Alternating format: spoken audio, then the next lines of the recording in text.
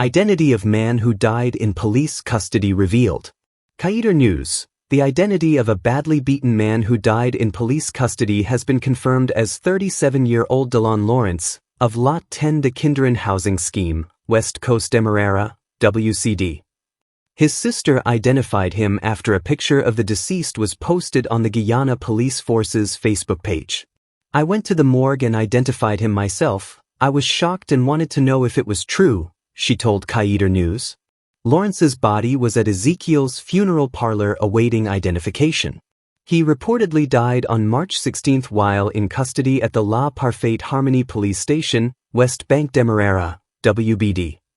A post-mortem examination has confirmed that he died from a subdural hematoma due to blunt force trauma to the head, indicating he was beaten to death. Relatives are demanding clarity from the police regarding the circumstances of Lawrence's beating, as they have received conflicting accounts of the events. His sister stated that the first version they heard claimed he had allegedly stabbed two individuals following a confrontation with a bus driver on La Grange Old Road. They said he entered a Route 31 bus and had a confrontation with the driver, stabbing a pregnant woman and a male passenger, she explained. They sounded the alarm, and the villagers came out and beat him badly. According to this account, a passing police patrol intervened and rescued Lawrence from the mob, but he later died at the La Parfaite Harmonie police station. Alternatively, another version from a police officer suggests that Lawrence was beaten in Stanleytown, WBD, after allegedly attempting to rob two passengers on a Route 31 minibus.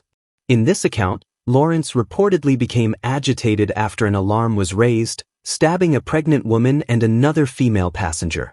Villagers in Stanleytown then brutally attacked him.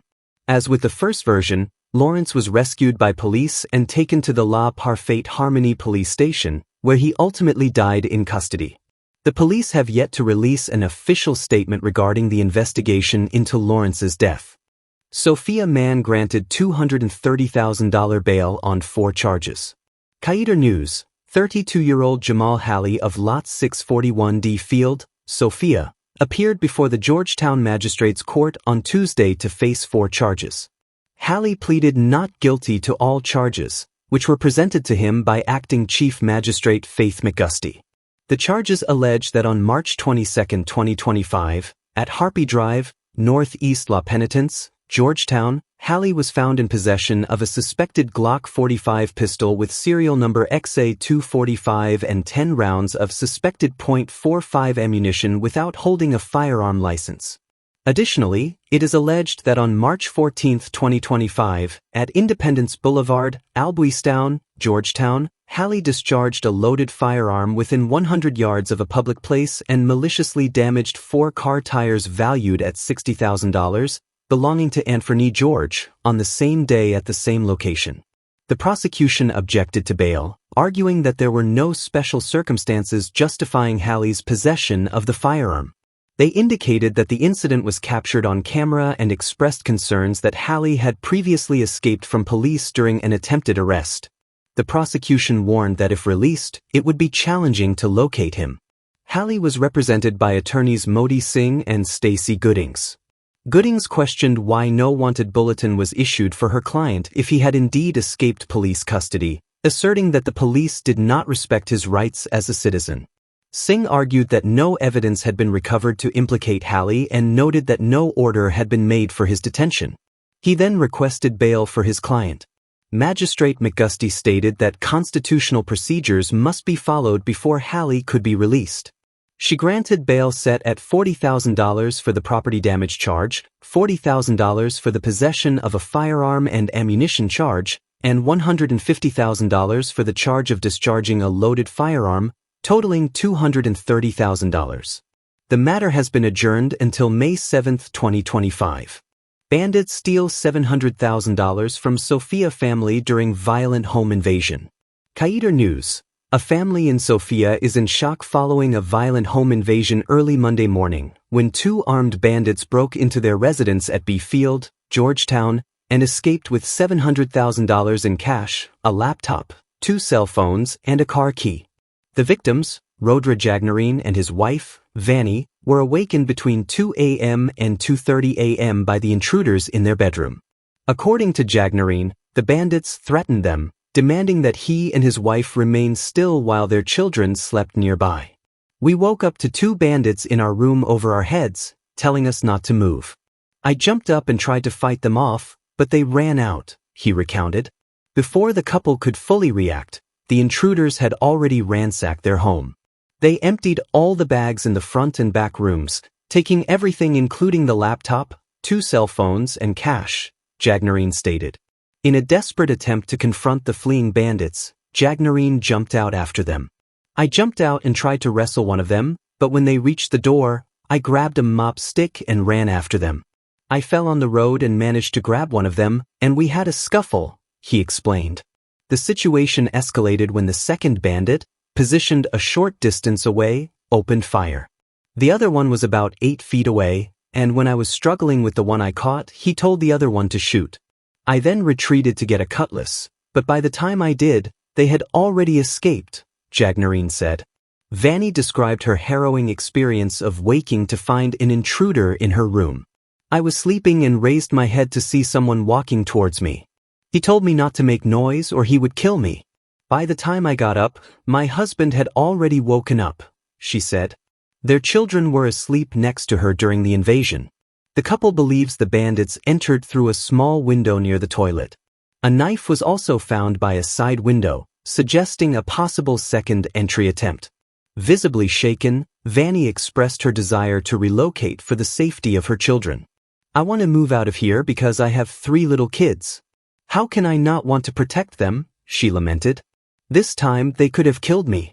I work hard for my money. Right now, I work for my children. I want a piece of land and a home for them. That's what I've been working for, and now thieves come and take it all. I want justice, she added. She also spoke about the emotional toll of the invasion. Even now, I feel so heavy inside. It's just material things, but thank God for our lives. Still, people shouldn't be able to just come and take what you've worked hard for. Now I understand how others feel when I see them on the news, Vanny said. Vanny expressed her disappointment that the perpetrators were young men, urging them to seek honest work. They're young boys. I started working at 15, why can't they do the same? She questioned. Police are currently investigating the incident. Driver of vehicle PJ 4671 fined for traffic offenses. In relation to a social media post regarding motor car PAJ 4671, whose driver was reported for exceeding the speed limit along Mon Repos Public Road, East Coast Demerara, an arrest was made. On Tuesday, April 8, 2025, at approximately 10 a.m., the driver of motor car PAJ 4671, Jaswini Calder, was arrested by Inspector Scott for the offenses of prohibition of tinted glass and obscured identification mark, license plate. Calder appeared at the Sparendam Magistrates Court before Her Worship Ms. Abigail Gibbs, where the charges were read to him. He pleaded guilty to both offenses and was fined $7,500 GYD for the tinted glass violation and $40,000 GYD for the obscured identification mark. Alfred Madramud is sentenced to 12 months imprisonment. On Tuesday, April 8, 2025, Alfred Madram, called Roach, an 18-year-old male Guyanese of mixed ancestry and a pork knocker, from 2nd Street, Liliendal, East Coast Demerara, was arrested at Minub, Matthews Ridge, Northwest District, for the offense of simple larceny, contrary to Section 164 of the Criminal Law, Offenses, Act, Chapter 801. On Wednesday, April 16, 2025, the accused appeared at Port Kaituma Magistrates Court via Zoom, before His Worship Mr. Rabindranath Singh, where the charge was read to him. He pleaded guilty and was sentenced to 12 months imprisonment. 2 foreign nationals charged with cocaine trafficking remanded to prison. Guyana Times. 2 foreign nationals were remanded to prison on Monday after being charged with trafficking over 5 kilograms, kg, of cocaine near the Botanical Gardens on Mandela Avenue, Georgetown. The accused, 33-year-old Jose Luis Perez Valera, a taxi driver residing at Lot 80 Garnett Street, Kitty, and 22-year-old Jose Luis Mejia Calderon, a construction worker who recently arrived in Guyana, were arraigned at the Georgetown Magistrates Court, where they both pleaded not guilty to the charge. According to the prosecution, on Friday, April 11th, at approximately 13:30 officers from the Customs Anti-Narcotics Unit, CANU, acting on intelligence, intercepted the men in the parking lot of Space Gym, Mandela Avenue. The defendants were observed standing near a motor vehicle bearing license plate number pad 1523. CANU ranks identified themselves and informed the defendants about narcotics being transported in the vehicle. A search was conducted on the men's persons, but nothing was found.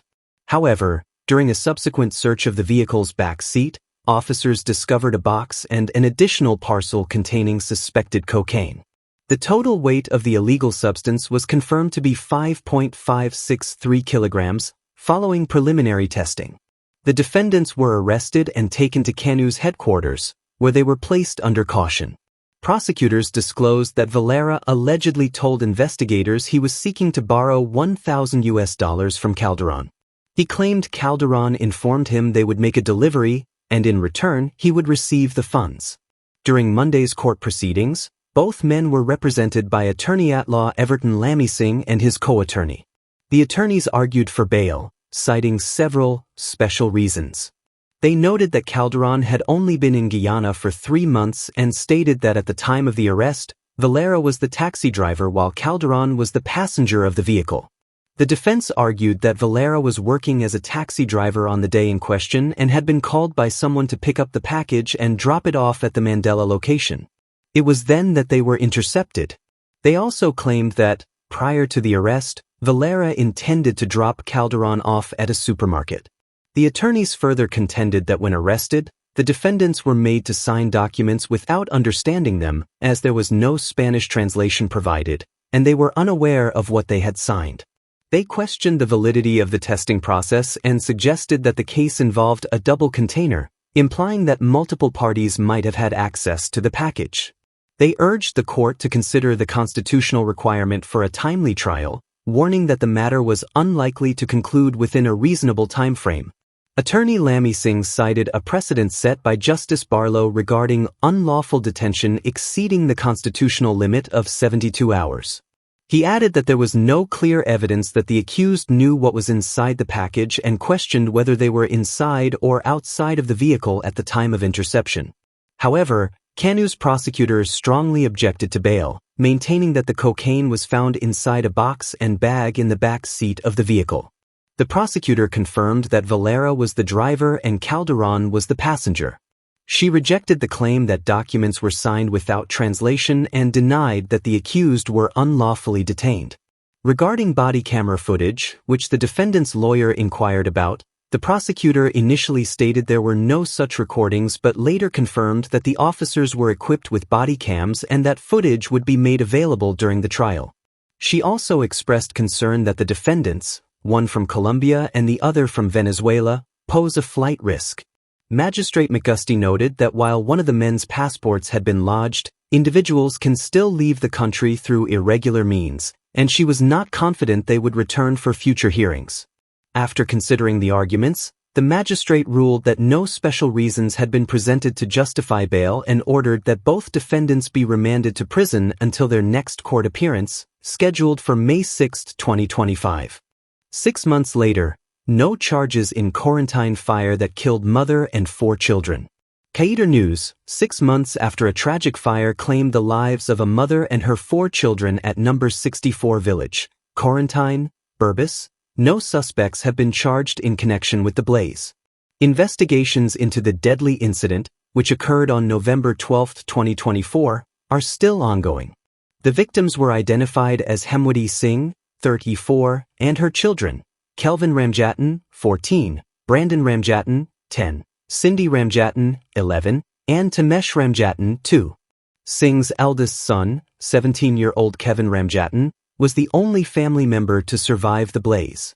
In an interview with Qatar News on Tuesday, Region 6 Commander Senior Superintendent Shivprasad Bacchus confirmed that investigators have made no significant progress toward charging anyone. No further information or evidence as investigations continue, Bacchus stated. Back in December, several individuals connected to the fire were arrested. However, when questioned about the status of the investigation earlier this year, Commander Backus disclosed that legal advice had been sought from the Director of Public Prosecutions, DPP, but no charges were laid at that time. The fire, which erupted around 2 a.m., shocked the Berbice community and the nation. According to police reports, the fire began while the family was asleep.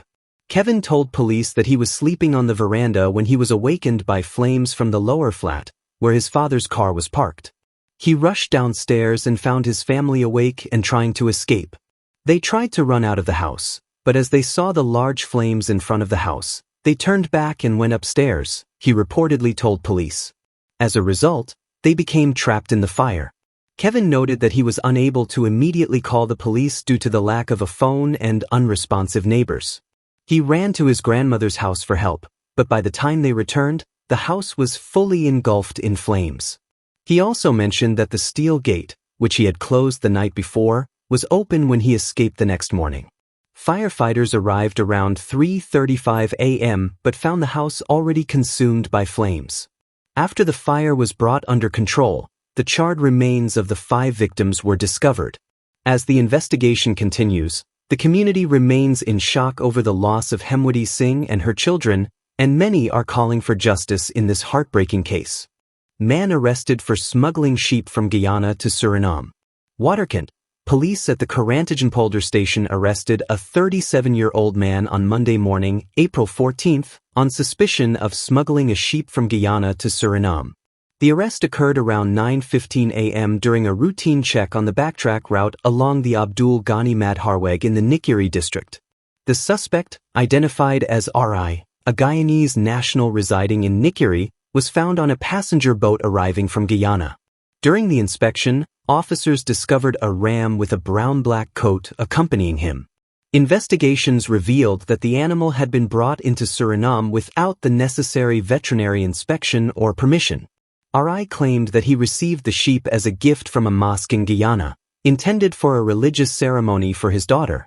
He further stated that he was unaware of the ban on importing animals in this manner. The man was formally arrested at approximately 9:50 a.m., and the ram was confiscated as part of an ongoing criminal investigation. Following consultation with the Surinamese Public Prosecution Service, R.I. was remanded in custody. The police investigation is currently ongoing. Motorcyclist, 32, injured in Meadowbank accident. Newsroom. Ezen Josiah, a 32-year-old motorcyclist, was injured in an accident on Meadowbank Public Road on Tuesday night. The incident occurred around 10 p.m. According to police reports, Josiah, a resident of La Parfaite Harmony on the west bank of Demerara, was riding motorcycle CP-1255 when he collided with a concrete median. Inquiries revealed that the motorcycle was proceeding south along the eastern carriageway when the driver, in the vicinity of the National Hardware Store, lost control and collided with the concrete median, stated a representative from police headquarters. At the time of the accident, Josiah was not wearing a helmet. Following the collision, he sustained injuries to various parts of his body. Emergency medical technicians arrived at the scene and transported Josiah to the Georgetown Public Hospital, where he was admitted. His condition is currently listed as stable. Venezuela protests arrival of new One Guyana FPSO in Guyana's waters. News source Guyana. One day after the new One Guyana oil production vessel sailed into Guyana's waters to join the other 3 floating production storage and offloading FPSO units operating in the Stabroek block, the Venezuelan government protested the vessel's arrival and Guyana's ongoing development of its oil resources. The new FPSO is expected to boost oil production by more than 250,000 barrels per day, eventually raising daily production levels to 900,000 barrels. In a statement today, Venezuela categorically rejected the arrival and eventual operation of the FPSO in the Stabroek block, labeling it an illegal action occurring in an area that Venezuela continues to claim. The oil vessels are operating within Guyana's territorial waters, but Venezuela maintains its claim over the Essequibo region and recently faced international condemnation following an incursion by a Venezuelan Navy vessel in the vicinity of the oil ships. According to the Venezuelan government, the maneuvers promoted by the government of Guyana in alliance with ExxonMobil constitute a violation of fundamental principles of international law. which require us to refrain from unilateral actions in areas without agreed delimitations. By persisting in this conduct, Guyana demonstrates a blatant disregard for international law and the commitments assumed in the 2023 Argyll Agreement, recklessly putting regional peace and stability at risk, Caracas stated. Venezuela has repeatedly threatened Guyana's territorial integrity with its claims. It has also flouted an interim order from the International Court and the Argyll Agreement. As Guyana continues to develop its oil resources, the Venezuelan government has threatened legal action. Venezuela does not recognize any concessions granted in this area and warns the companies involved that they will be subject to legal action and will not be recognized any rights over illegally exploited resources, the statement continued. Venezuela asserted its commitment to peace while emphasizing it will not accept provocation. Meanwhile, Guyana's right to exploit resources offshore, particularly in the Essequibo region, has been acknowledged by multinational agencies and the international community. Additionally, Guyana has accused Venezuela of ongoing acts of provocation amidst these tensions. Guyanese writer shortlisted for Commonwealth Short Story Prize. Kaider News, Guyanese writer Subraj Singh has been shortlisted for the 2025 Commonwealth Short Story Prize for his story, Margot's Run. Recognized as one of the most prestigious international literary awards, the prize is awarded annually by the Commonwealth Foundation for the best piece of unpublished short fiction from any of the 56 Commonwealth member states. In a statement released on Tuesday, the Commonwealth Foundation announced that Singh's story was selected from a record-breaking 7,920 entries submitted by writers from 54 countries. In Margot's Run, Singh tells the tale of a new mother who ventures into the night to protect her child from a bloodthirsty creature. According to the Foundation, the Commonwealth Short Story Prize accepts entries ranging from 2,000 to 5,000 words. Each of the 5 regional winners receives £2,500 sterling, approximately $700,000 GYD, while the overall winner is awarded £5,000 sterling, around $1.4 million GYD. According to the Foundation, winning or being shortlisted for the prize often opens up a wealth of opportunities for the selected writers, propelling them further in their writing careers. The 2025 shortlist features 25 outstanding stories by writers from 18 Commonwealth countries, with authors ranging in age from 21 to 75. Notably, Antigua and Barbuda and St. Lucia are represented on the shortlist for the very first time. Caribbean writers featured this year hail from Jamaica, Guyana, St. Lucia, and Antigua and Barbuda.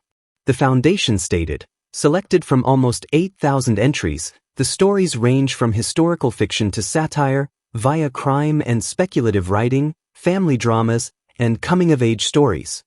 Topics explored by the shortlisted writers include human trafficking, war, bereavement, motherhood, unlikely friendships, and unexpected love. The international judging panel praised the shortlist as comprising stories that are relevant, vibrant, and essential reading.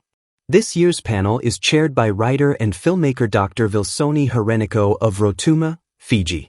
Other judges include Cameroonian author and poet Nsa Mala, Africa, Malaysian writer and 2019 Asia Regional winner Saras Manikam, Asia, British writer and journalist Dr. Anita Sethi, Canada and Europe, writer, editor, and comedian Lisa Allen Agostini from Trinidad and Tobago, Caribbean, and poet, actor, musician, and writer Aparana Taylor from Aotearoa/New Zealand, Pacific. Describing the diversity of this year's shortlist, the Foundation noted, the shortlisted stories conjure a wide range of scenarios, from a soldier on an unnamed border to a Beijing taxi driver with a vulnerable passenger, from a mother who turns to desperate measures to escape her abusive husband to a football-mad young boy and a sacred tamarind tree with a hidden secret. There are tales of exploitation, racism, greed, arrogance, and betrayal, but also unexpected kindness, humor, courage, resistance, and the unexpected effects of small actions. The regional winners of the 2025 Commonwealth Short Story Prize will be announced on May 14th, while the overall winner will be revealed on Wednesday, June 25th.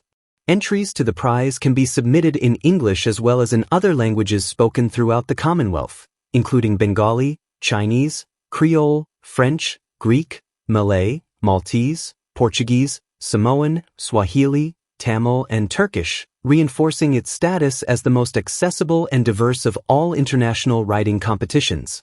764 students graduate from Ministry of Health's Nursing Assistant Hybrid Training Program. News source Guyana. 764 students graduated today from the Ministry of Health's Nursing Assistant Hybrid Training Program. The graduation ceremony took place at the National Cultural Center. Initiated by the government 2 years ago, the program aims to increase the number of trained nursing assistants in the country. In April 2024, over 900 individuals enrolled in the program, but only 875 began the training. The students participated in online theoretical teachings and in-person practical sessions over a period of 12 months. Minister of Health Dr. Frank Anthony stated that the hybrid program is part of the government's agenda to build a world-class healthcare system in Guyana. He emphasized that while the government has heavily invested in healthcare infrastructure, including the construction of 6 new hospitals, the biggest challenge remains the availability of qualified human resources to fill these positions.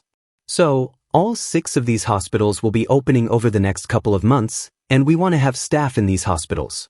When we were considering how to operate these facilities and who would provide the necessary care, we realized we needed an innovative approach to training.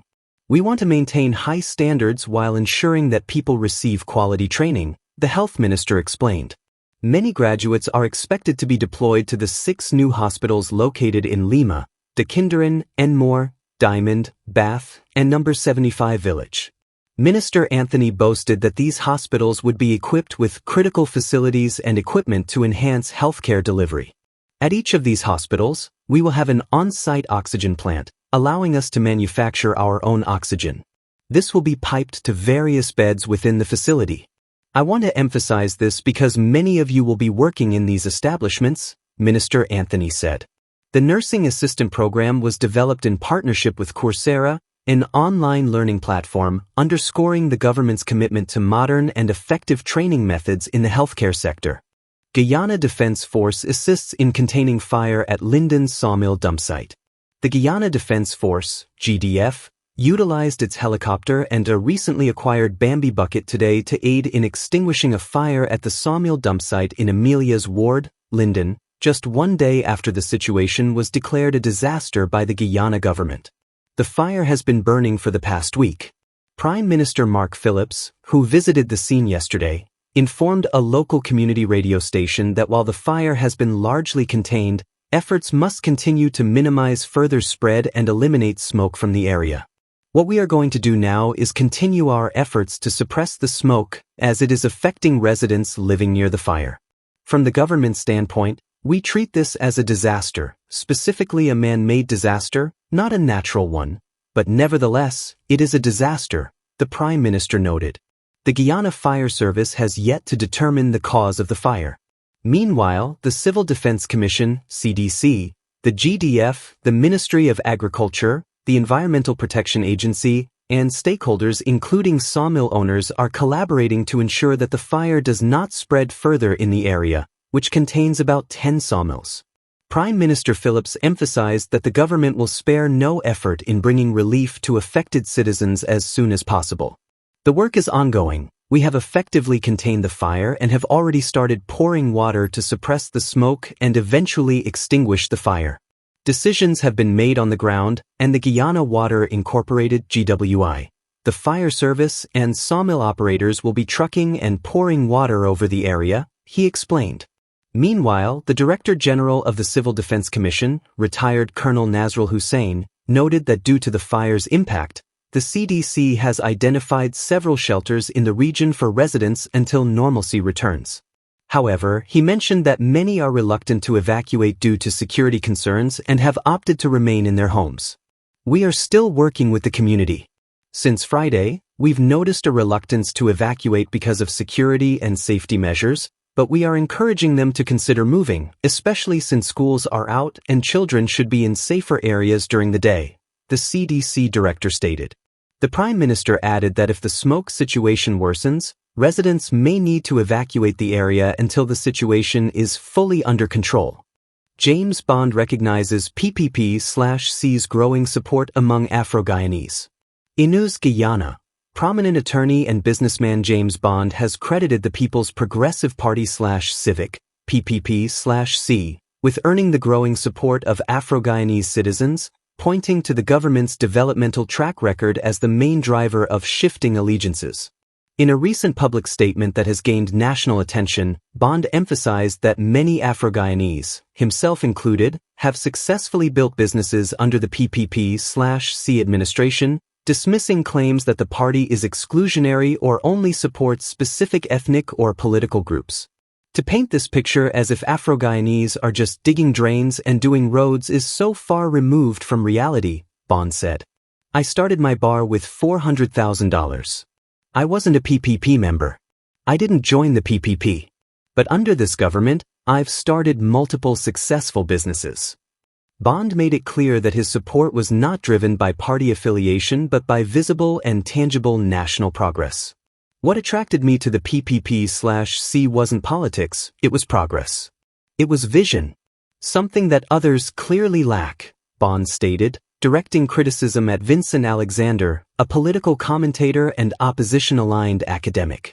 Back in January, Vice President Barrett Jagdeo categorically rejected any allegations suggesting that he made promises to Bond in return for his endorsement of President Dr. Irfan Ali's second-term bid. This followed Bond's defection from the opposition People's National Congress Reform, PNCR, to the PPP/C. During one of his weekly press conferences, Jagdeo stated that Bond's decision to support the PPP/C was voluntary, based on his personal assessment of what was best for his future. Nothing was promised to James Bond, no pecuniary benefits, nothing that he will get a contract if he comes to the PPP. He voluntarily decided, and I suspect it's a well-thought-out decision about his own future, decided he wants to support Irfan Ali and the People's Progressive Party and their agenda. This is something that we welcome. Lots of people will do that, but he was never promised anything to come to the PPP, he said. Jagdeo also responded to mounting criticism surrounding Bond's switch, particularly from those who disparaged him as a house slave or a slave catcher. These insults, Jagdeo said, were unfounded and failed to recognize that Bond, like many others, was simply making an informed choice about his political future. On this point, the vice president noted that such attacks only strengthened the resolve of the PPP and reaffirmed its welcoming stance to those who align with its vision of progress and freedom. The vilest thing said about people because they choose in their own lives to, at some point in time, make an assessment as to what is good for themselves. People are jumping ship in large numbers because they don't want to go down in a sinking racist ship that PNC and APNU, a partnership for national unity, are in, the vice president told media operatives.